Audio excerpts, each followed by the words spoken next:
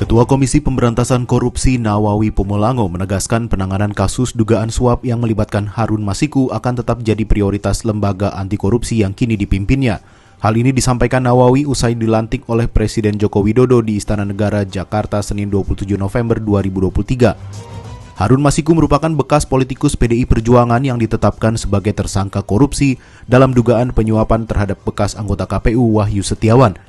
Penyuapan ini bertujuan memuluskan posisi pergantian antar waktu di DPR untuk menggantikan Nazarudin Kemas yang meninggal.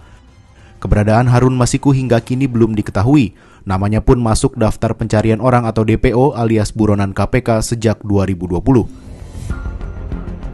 Keseriusan Nawawi membongkar kasus ini diperlihatkan saat berlangsung seleksi calon deputi penindakan KPK. Persoalan Harun Masiku dijadikan salah satu poin wawancara bagi para calon. Nawawi juga akan segera memperbarui surat tugas dalam pencarian Harun Masiku. Terkait kasus Harun Masiku, bekas Ketua KPK Firly Bahuri juga disebutlah menandatangani surat perintah pencarian dan penangkapan Harun Masiku. Firly menegaskan pihaknya masih mencari keberadaan Harun Masiku dan telah menerjunkan tim dari Deputi Bidang Penindakan ke sejumlah negara untuk mengejar Harun Masiku. Komisioner KPK 2003-2007 yang juga inisiator gerakan Jaga Pemilu Eri Riana Harja Pamekas menyebut perlu mewaspadai kasus Harun Masiku ini sebagai dampak dari adanya negosiasi politik yang dilakukan jelang pemilu 2024. Sekarang ini ternyata banyak orang yang tidak bersalah dihukum, yang bersalah dikejar-kejar nggak dapat atau dihukumnya ringan. Nah, itu yang terjadi sekarang. Belum lagi rekayasa. Dan yang paling parah, Mas Budiman, dan saya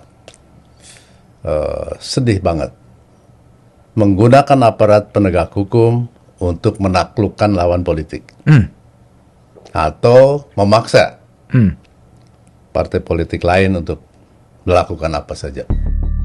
Sementara itu, pengamat politik dari Universitas Al-Azhar Indonesia Ujang Komarudin meyakini tidak sulit bagi penegak hukum dalam hal ini KPK untuk menemukan keberadaan Harun Masiku.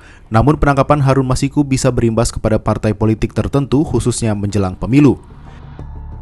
Di sisi lain, Ujang menilai kasus Harun Masiku membuat kepercayaan masyarakat terhadap upaya pemberantasan korupsi di Indonesia semakin menurun, sehingga masyarakat berpikir hukum dapat dengan mudah diintervensi oleh kelompok yang memiliki kuasa lebih tinggi.